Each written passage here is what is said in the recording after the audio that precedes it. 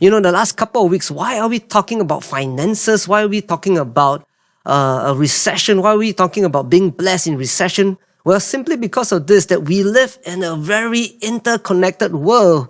When something happens in one part of the world, well, it may affect us right here in this little dot in Singapore. I grew up with my parents or my dad telling me this, that if America were to sneeze, the whole world would get a cold. Well, not too long ago, a virus came from very far away and then it impacted the entire world. It's still impacting the world now, this cold. When it hit Singapore, well, there was a concern that we would not have enough eggs. I panicked because where am I going to now eat my kaya toast and my half-boiled egg? And we had to get eggs from Poland. Can you imagine that? One virus can hit the entire world. One crisis can impact the entire world. And not too long ago in Singapore, I had another concern. Okay? Something to do with eggs or chicken again. Alright, I love my chicken. Alright, and we had kind of like a ban from a neighboring country about import of chicken into our nation. And where am I now going to get my favorite chicken rice? We live in a very interconnected world, and in this season, well, we're sharing this series to be ready. And we're going to close this series. My title for today's message is this. It's called Give It Up. If this sounds familiar, it might have come from a particular song. If you're kind of familiar with this tune of the song, give it up, da da da da da. Well, you're either a Gen Z or a boomer. It's interesting nowadays, right? Where the Gen Z thinks it's a new song, but actually it's kind of like a song that's way back before. But Give It Up is the title of my message today. And we have seen Abraham, the life of Abraham. We've seen how Ruth walked through challenges, a crisis, and even Joseph walking through different challenges in his life.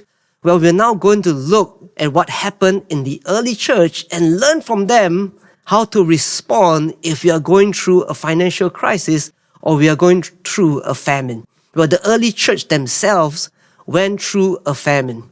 In AD 3, the price of grain was about 3 drachmas. Right up to AD 33, the price of grain somewhere settled around that price. It's about 3 drachmas. Right? But when a famine came, well, it went up to almost 3 times. All right, in AD 45, it was 8 drachmas, almost 2.5, 3 times. All right, and the early church went through a famine because of various reasons. One was because the weather conditions was not very favorable. And we see this in the world right now. Weather conditions not being good. When it's not supposed to rain, it rains, and then there's thunderstorms and all that. And crops are being destroyed. And then also, during the days of the early church, there was also a war that impacted the entire Roman world that brought out about the famine.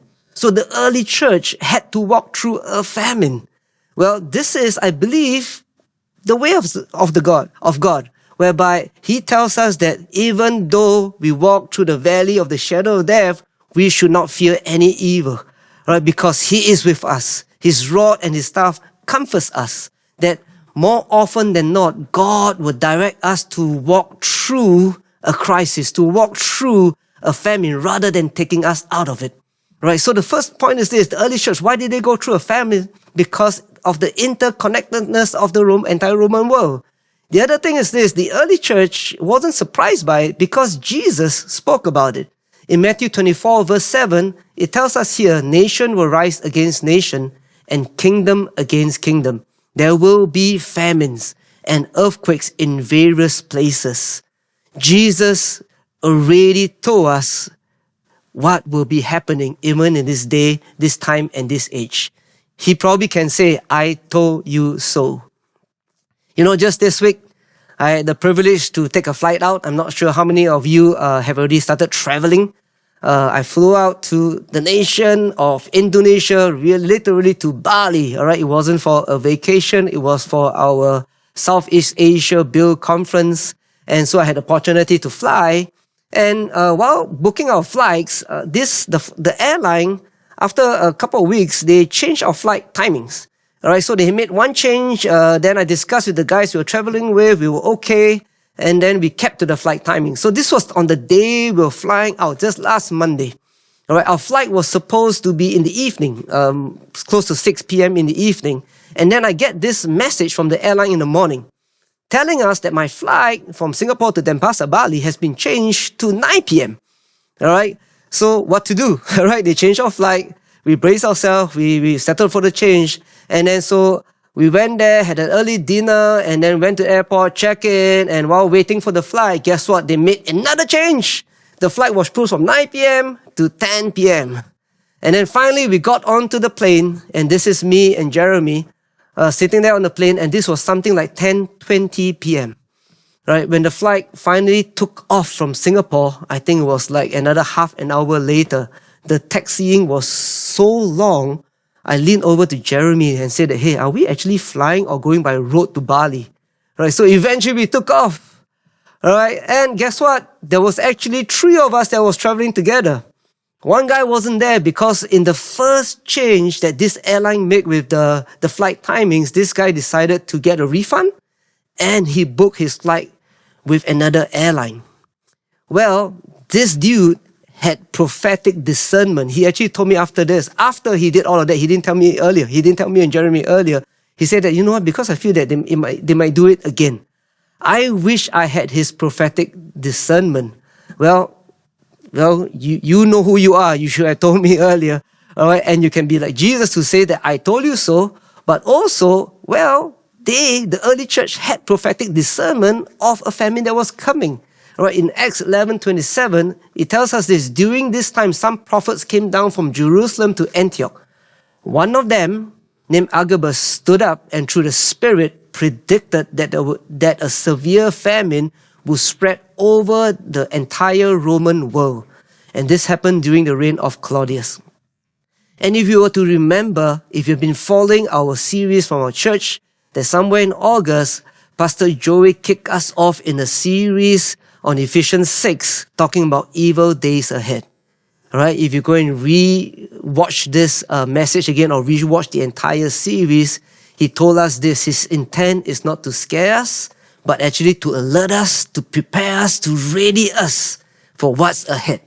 You know, the Bible talks about the sons of Issachar who had prophetic discernment, who understood the times, who could see what's happening ahead. Well, this is similar, I believe, even as a church. We're sensing this. We are readying the church. And that's why even this month, we've been talking about finances, how to prepare ourselves, brace ourselves, for what purpose, so that we, as God's people, can respond according to how He desires for us to respond should there be a financial crisis, should there be a famine that will hit us. Well, the early church is a great example. Let's look at the early church of how did they respond when they walked through this famine that hit the Roman world then. This was the early church response. 2 words really. They responded with rich generosity. I would say they responded with radical generosity. Couple of things here that we can see from the early church in their response with rich generosity. 1, it was self-initiated. Number 2, it was spirit-filled. Number 3, it was sacrificial. Number 4, I know this is stretching it a little bit. Actually, I wanted to say there was no segregation, but segregation not. So it's all as words. All right. And where do we find this? In 2 Corinthians 8, verse 1, it says here, and now brothers and sisters, we want you to know about the grace that God has given the Macedonian churches. Now, Paul was talking to the church in Corinth about the Macedonian churches and this grace to be generous. In the midst of a very severe trial, the overflowing joy and the extreme poverty. Notice the contrast: severe trial, extreme poverty, well up in rich generosity. Right? The Macedonian churches themselves were going through a severe trial. They were going through this famine. They were being stretched, but they responded in rich generosity. Verse 3 and 4 says this: for I testify that they gave as much as they were able, and even beyond their ability, entirely on their own. This generosity was self-initiated. No pressure, no coercion, but self-initiated. They urgently pleaded with us for the privilege of sharing in this service to the Lord's people. Right? One, it was self-initiated. The other one, they gave beyond their ability. Notice this, beyond their ability means sacrificial. More than what they were able to do. And then it says that they found it a privilege to do so. To have a privilege to be able to say, I'm going to give beyond my ability, means it's a spirit-filled response. There's joy, there's peace, there's grace coming out from them, even in this response to say, I want to give and be generous. And verse 5, it goes on to say, and they exceeded our expectations. They gave themselves first of all to the Lord, and then by the will of God also to us. First of all to the Lord, self-initiated. How does it come? First, go look towards God. Let God stir your hearts, and then it goes outward to others as well. So self-initiated, spirit-filled, sacrificial. And then when we look in Romans 15, it talks about the Macedonian church as well. For Macedonia and Achaia were pleased to make a contribution for the poor among the Lord's people in Jerusalem. They were pleased to do it, and indeed they owe it to them. For if the Gentiles have shared in the Jews' spiritual blessings, they owe it to the Jews to share with them their material blessings. You know, in the context then, there was this division between the Jews and the Gentiles. But when the Macedonian church, they saw a need, they decided to respond, to be generous, to bless the Jews, simply because they are telling themselves, hey, there ought to be no segregation. I'm not just going to be a blessing and support to the people of my own kind or the people I like, but also to people I do not know, to strangers, or maybe even people of different cultures and contexts. Well, segregation not. This was the church, the early church response, the response of God's people. And we're also God's people. Will we respond in rich generosity? Self-initiated, spirit-filled, sacrificial, no segregation. How was the early church able to respond in this way? Well, maybe it could be that they had a strong conviction. The conviction of God's people was this, that God is generous. God is generous, right? In what ways? Well, number one is this, right? God gives His best to us, His absolute best to us. I mentioned earlier that I was away this week for our Southeast Asia Build Conference, and this is the team from Singapore that went with us. The banners at the back, and you'll find this is we dressed up, all right, for our barbecue culture night, and we dress up in red. You'll find many of us, or most of us, were in Bermudas, and we have the Good Morning towers. And you know, when they say that, hey, come in your local cultural traditional costume of Singapore, my thought is this: what is that for Singapore? And the best idea that I came up with was just this. All right, come in red, Good Morning tower, and it worked out well for us because I think we were the most comfortable at the barbecue time. All right, but I show this picture really to honor one man. All right, this is Pastor Josh. All right, and he was with us there. Certainly, he was leading the team there as well.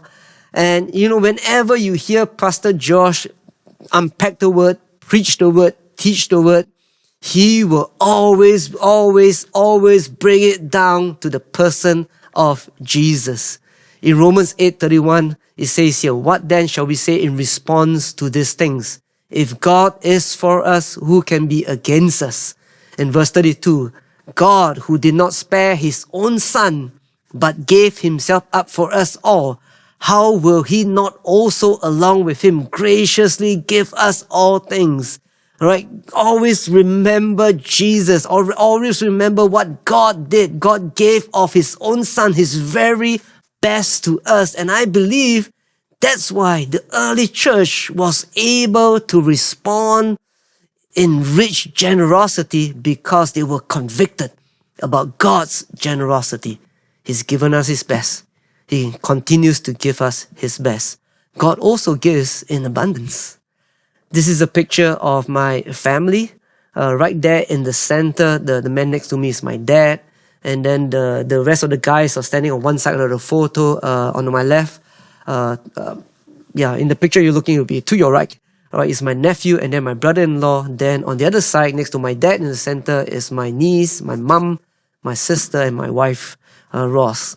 I just show this family picture, and this is a picture that's taken in the compound in my dad's house.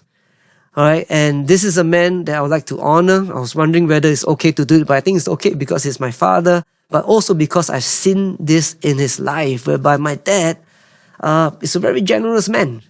And he's always giving whenever he sees a need, whenever somebody comes to him and asks for help, asks for support. Hey, I'm in a difficult situation. He will always respond in rich generosity.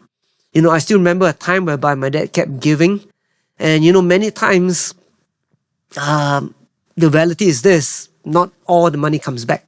People will come and say, hey, can I borrow? Can I lend? And then he will give in rich generosity, but not all of it comes back. And there was a time whereby I still remember a conversation between the family, the four of us. My dad, my mom, my sister and me, and we were talking and we were telling, hey, Pa, why are you still doing this? These guys will not return the money.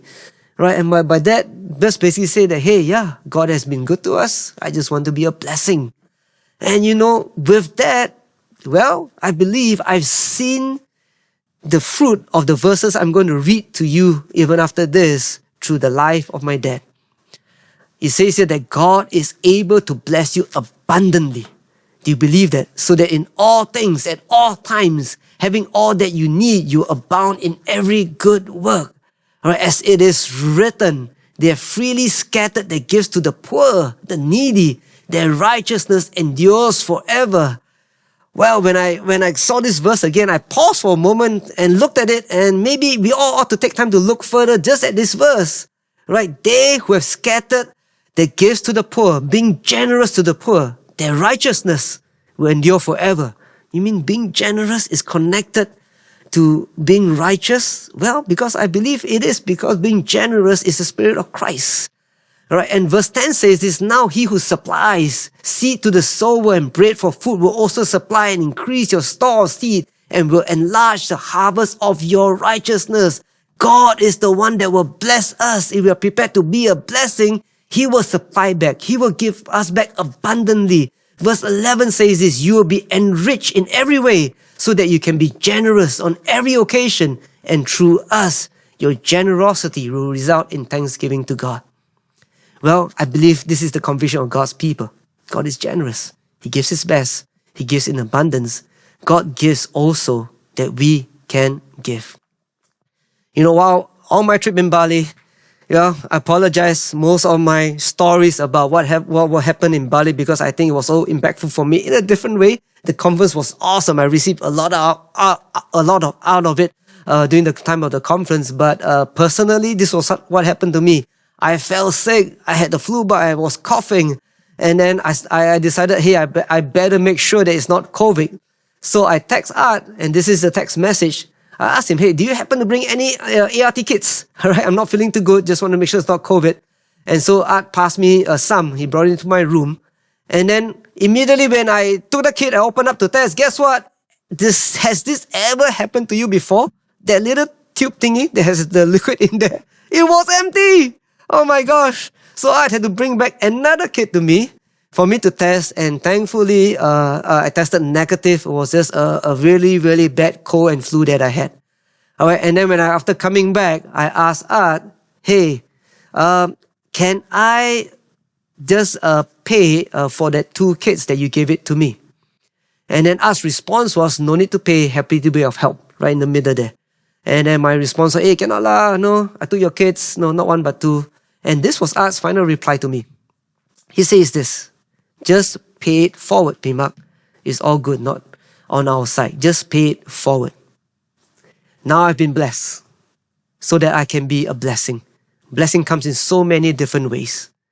Just a recap, the early church went through a famine because of the interconnectedness of the world.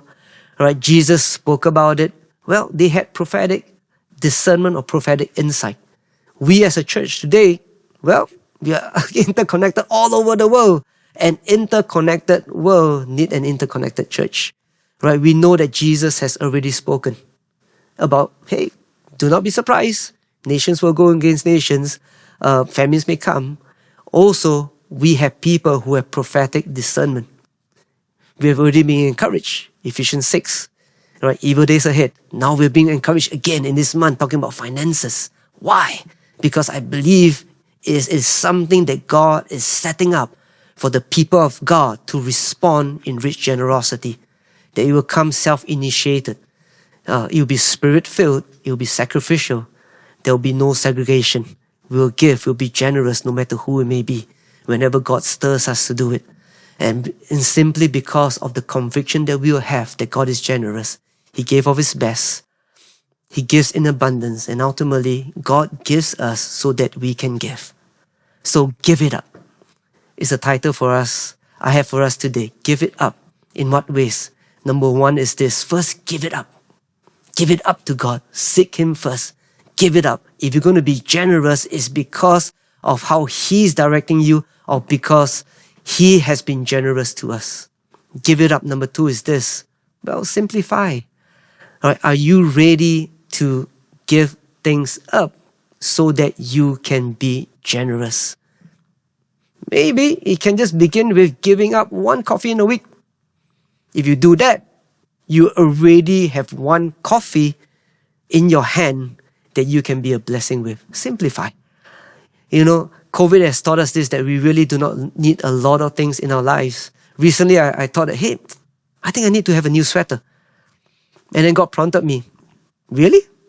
I went to look at my cupboard and I pulled out not one, not two, not three, not four, but 5 sweaters that I have not been using for a long time. Man, I don't need a new sweater. Simplify so that you are able to give that up to someone to be a blessing. And then start small. Start somewhere. Begin somewhere even today, because I believe God is positioning us to be a reflection of who He is, a generous God. And so let's give it up. And as we close in this time of meditation upon the Word, well, why are we able to give it up? Because Jesus, if you have your bread and a cup with you, first gave Himself up for us. And so, Father, I just pray and give you thanks for your love for us. That God, you love us so much that you gave your Son for us. You gave everything for us. And even today, as we remember you, remember your body broken for us. We remember the blood that was shed for the forgiveness of our sins. And Father, we just give you thanks that as we remember you, remember your goodness, remember your grace, remember your blessings. And Lord, we just pray that you give us the grace to respond likewise, to be generous to the people around us. In Jesus' name, amen.